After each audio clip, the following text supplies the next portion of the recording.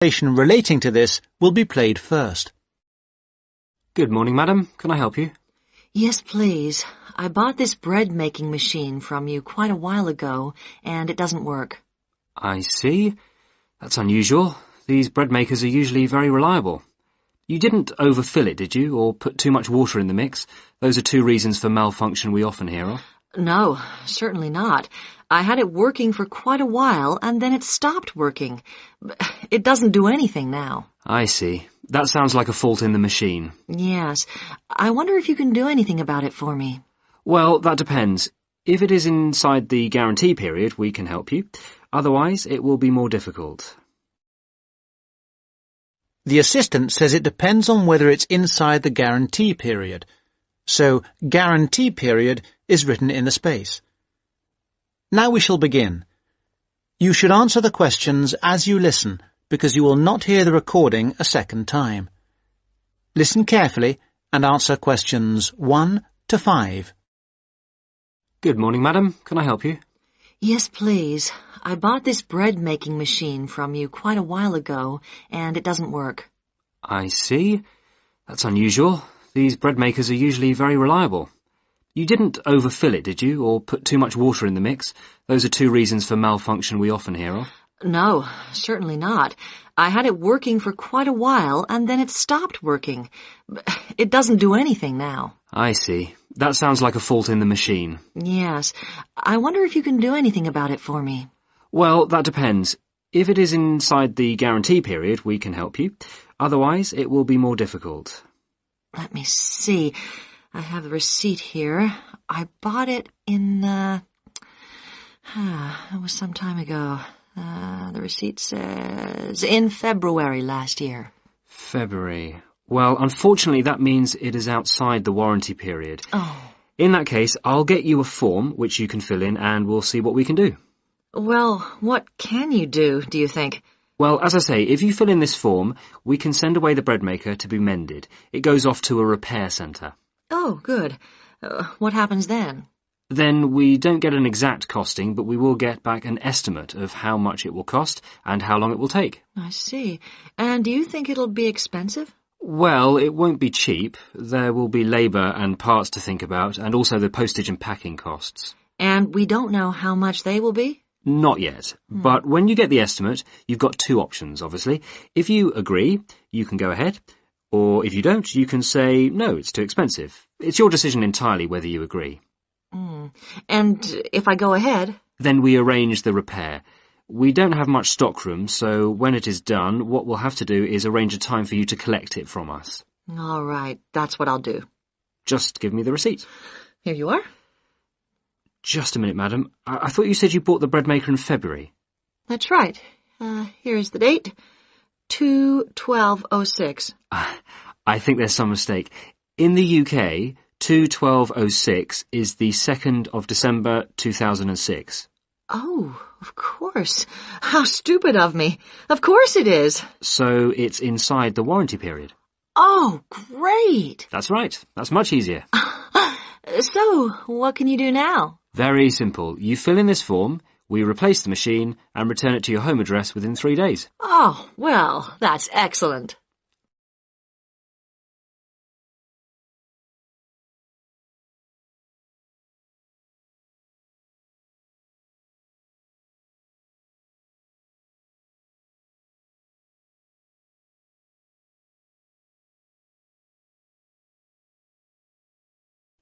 Now listen and answer questions 6 to 10. Now, let me have your details. Certainly. Now, this is a Gliware Bread Maker 3. Model number? I have it here. 217. 217. 980.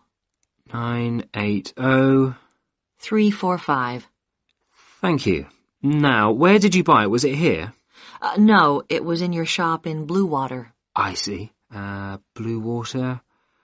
Now, date bought, 2/12/06. Now, can I have your name? Yes, it's Young. J.H. Young. That's That's spelled Y-O-N-G-E. That's young. I see. And your address? 15, Capercaillie Gardens, Aberdeen. I should know this. Can you tell me? Yes, it's C-A-P-E-R, then C-A-I-L-L-I-E. Sorry, could you say that again? Sure. C-A-P-E-R, C-A-I-L-L-I-E.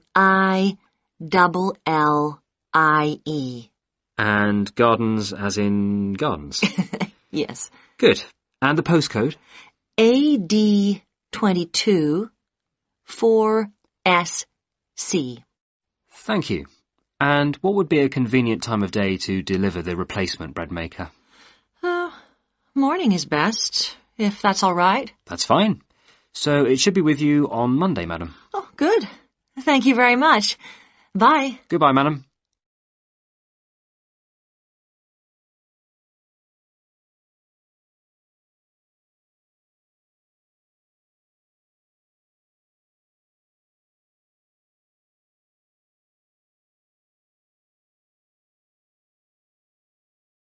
Section 2. You will hear part of an introductory talk about a library. Listen and answer questions 11 to 15. Good morning. My name is Mandy, and I am going to tell you a little about the John R. Jones Memorial Library here at Blackwater College. We regard the library as a gateway to the resources that you, as students at the college, may need. The majority of you are full-time students. You may find you spend a lot of time here. Even those of you who are part-time students will no doubt require the services too. I hope that by the end of this short talk you will know the services the library has to offer, including the website, and how to get any further help you may need. Oh, sorry, I forgot there may be a few distance learners on the tour today. I'll explain about the online facilities and borrowing by post scheme a little later on. This is the main site of the library, but we also have the Rivergate building and the Fieldhouse Library. The Rivergate building houses the geography resources, that is the book collection and the journal collection, as well as the map collection. The hours and days of opening of the Rivergate collection are the same as this building, except that it is closed on Christmas Day and New Year's Day. The Fieldhouse Library contains a specialist collection of local history, and if you want to visit it, you will need to make an appointment. Those two facilities are the only exceptions to the rule that all the Blackwater College libraries are open 24 hours a day, 7 days a week, 365 days a year. However, to gain access to the facilities, you must have your ID card. No ID card, no entry. We have heard all the stories and excuses, and we don't accept any of them. Just remember your ID card.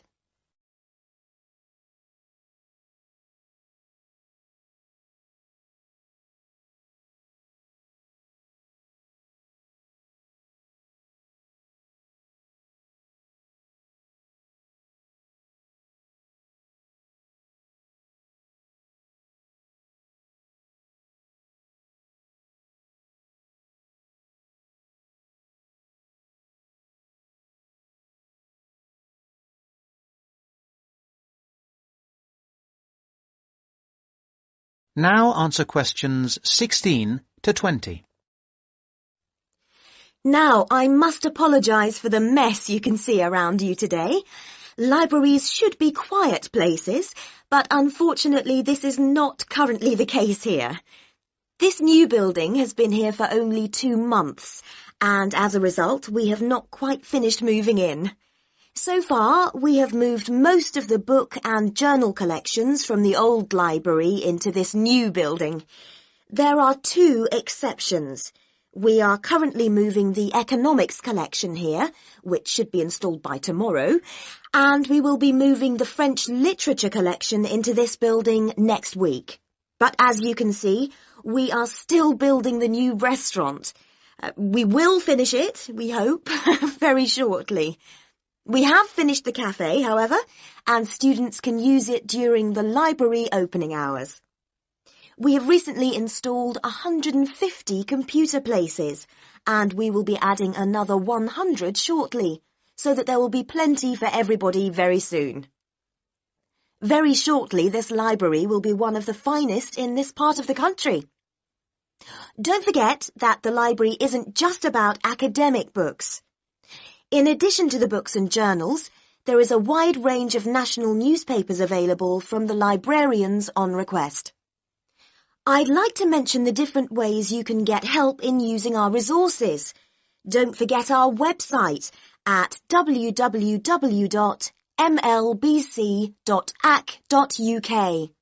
There are the full catalogues, and journal access is available if you have your password and ID number. Now, any questions?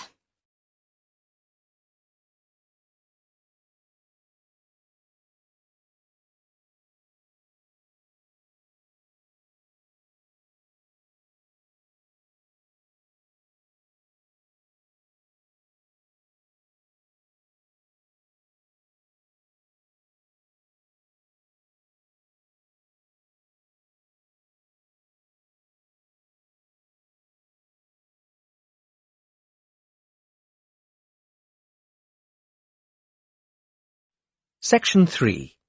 You will hear two students and their tutor discussing a wildlife presentation. First, you will have some time to look at questions 21 to 26.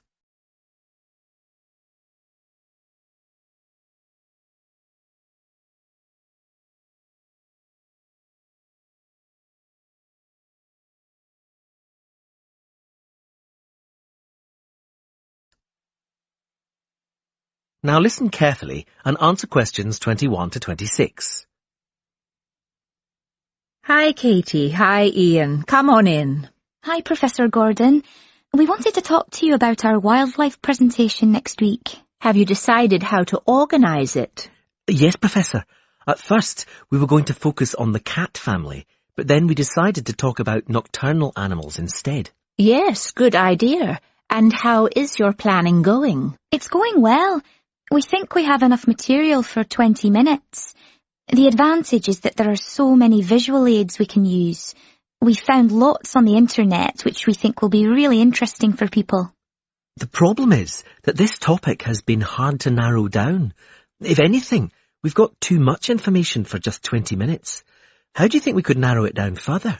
It is a broad subject. There are a few ways you could do it, but I'd recommend just looking at a representative sample of nocturnal animals, just 4 or 5. Yes, and maybe we could choose one animal from each continent, or a land creature, a marine creature, and a winged animal. I like the idea of separating it by different types of animals. And if we limit the detail, we'll definitely have enough time. But don't limit the detail too much. Also, think how you're going to interest the audience. Well, we're going to have a picture for each animal so we can talk through the picture. That's a nice idea, but don't limit yourself to pictures. If you can find any clips of the animals, use them. Showing brief video clips can keep an audience interested. I'll look on the internet tonight. And think of questions to ask your audience. People like to be involved. Yes, that's a great idea. Anyway, Professor, we've been practicing our presentation and we'd like to show you a small section. Is that okay? Well, we just have a couple of minutes left, but go ahead. Before you hear the rest of the conversation, you have some time to look at questions 27 to 30.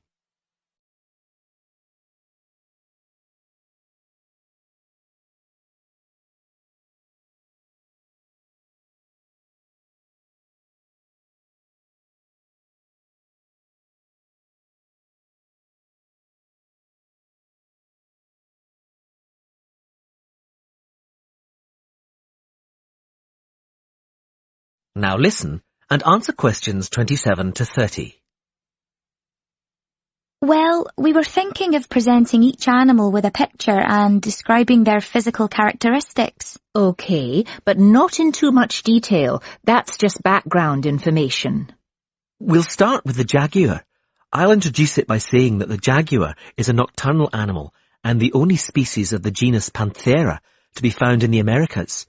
Like any cat, it has whiskers and it can move quickly. Its spine has great movement, meaning a jaguar can take long strides, sometimes up to 5.5 meters. This can make it a deadly predator, as you can imagine. Moving on to the fur, its fur is quite distinct. The markings are like black donut-shaped spots on its otherwise yellow fur. People often confuse them with a leopard for this reason. Now, the tail is interesting.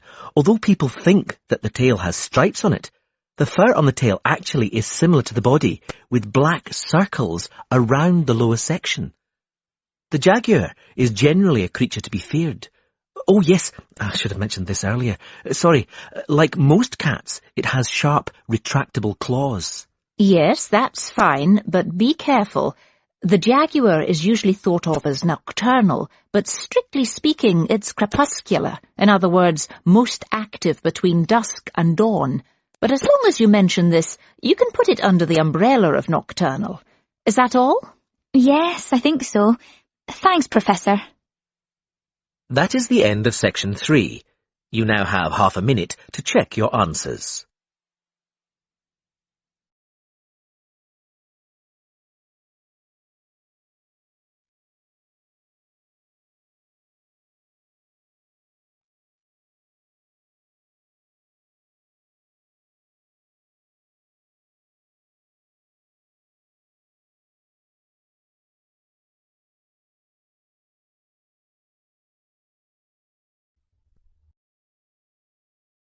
Now turn to Section 4. Section 4. You will hear part of a lecture about tea tree oil.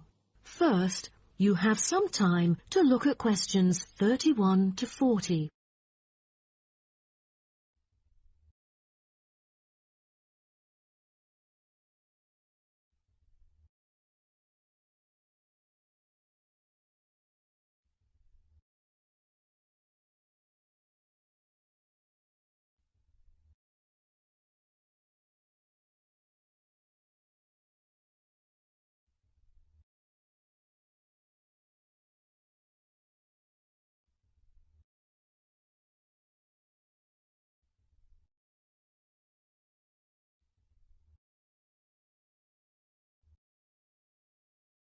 Now, listen carefully and answer questions 31 to 40.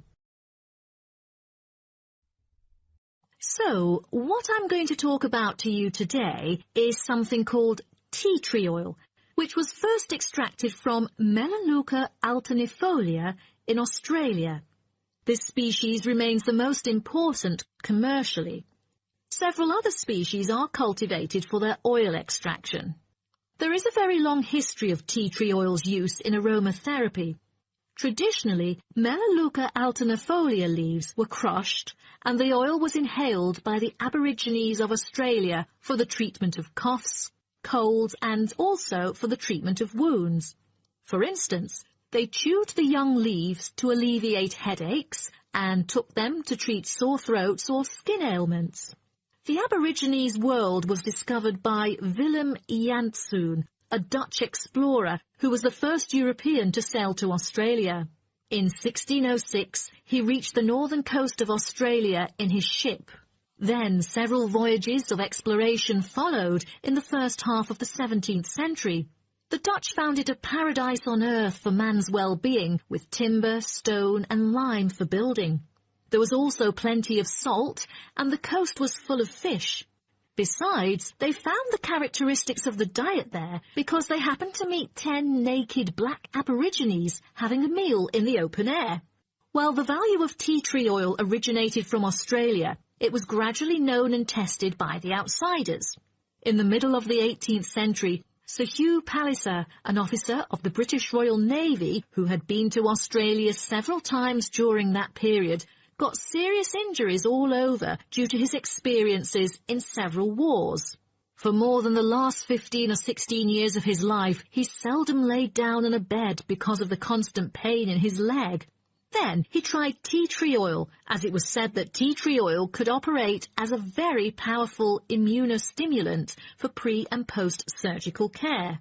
The use of the name tea tree, also called paper bark trees, probably originated from Captain James Cook's description he made soon after he had arrived at the coast of New South Wales in 1770. At the time, he witnessed some Aborigines of Australia using one of the shrub's leaves to make an infused drink in place of tea. In the 1920s, some human clinical research and the documentation of many benefits associated with tea tree oil were credited, which were made by Dr. Arthur Penfold, an Australian government chemist. He investigated the business potential of a number of native extracted oils, then reported that tea tree oil was promising as it exhibited powerful antiseptic properties. But after World War II, the entry of antibiotics declined the use of natural products in medicine, which had a negative effect on the production of tea tree oil.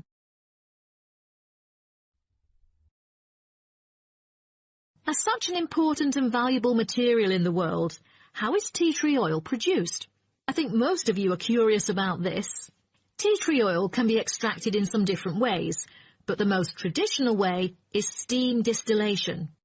Once harvested in winter, when the amount of required essence in oil meets the needs for production, the finely cut trees are transported to a steam distillation facility.